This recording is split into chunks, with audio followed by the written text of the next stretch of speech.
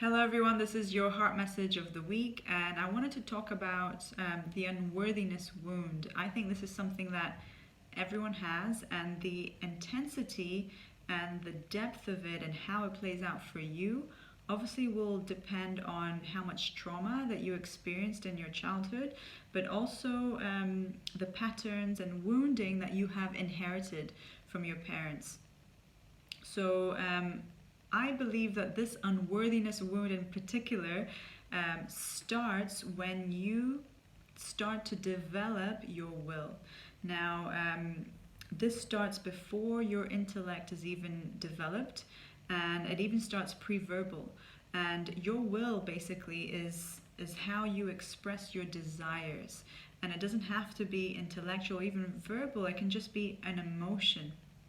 And this is actually what I kind of talk about in in the heart prayer. I did a video on how to pray from the heart, and this is really what I do. Basically, it's an emotion from the heart. It's an expression of my desire. But anyway, so going back to the will, your will is how you express your desires. It's how you make choices, how you make conscious choices. It's how you express yourself and who you are in the world. And I believe that this is directly linked to your soul. It's linked to who you are. And if this gets broken or is sort of destroyed or damaged, annihilated, and shut down, and this is done through abuse, through emotional abuse, it could be through physical abuse as well.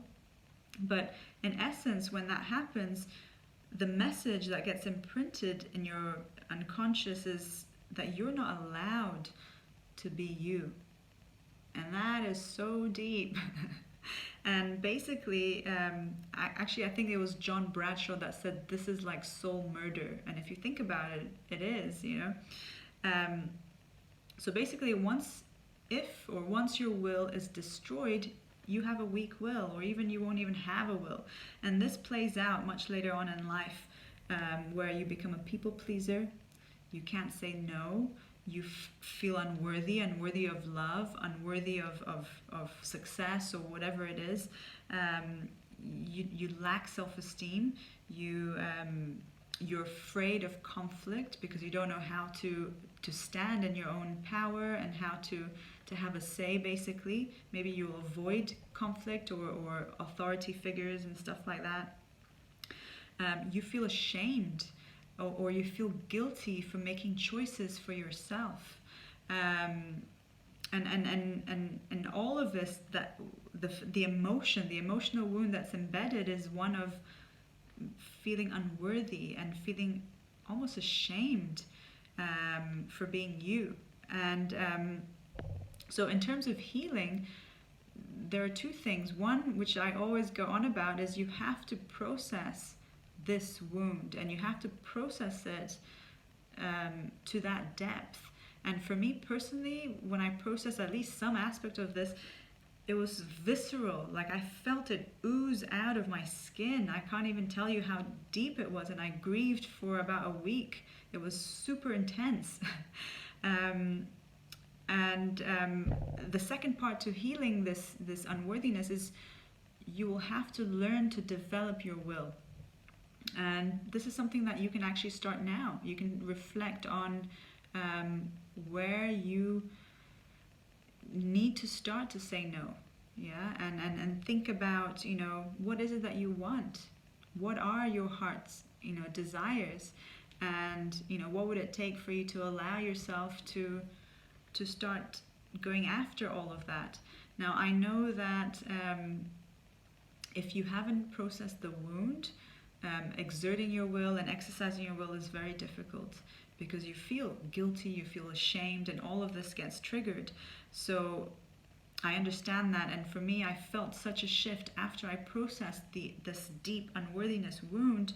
I'm sure there are different aspects of this that I still have to process, but after I processed that, it was much easier for me to say no. I don't feel guilty for certain things anymore, for making my own choices or decisions.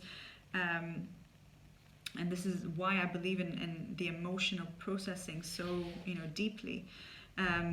But I just thought I'd share. I think it's interesting that a lot of people that I work with that have experienced a lot of emotional trauma, this is something that I notice. They don't have a will, they don't have a strong will.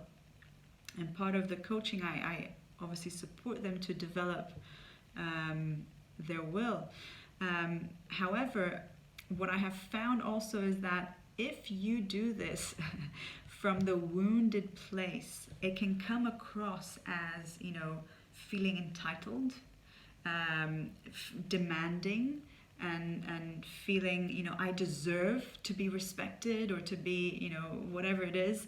So actually, and that can come across as a bully as well. And in essence, you're just doing what was done to you. So you're passing on, the trauma or the wounding to someone who's not even at fault. So I thought that was interesting as well. So anyway, I thought I'd share. I kind of rambled on a little bit. I lost track of what I was going to say. But really, I believe that the unworthiness wound stems from when your will was broken as a child. And I know that with parenting, it's very difficult because this is a fine line. You want to teach your child respect and boundaries.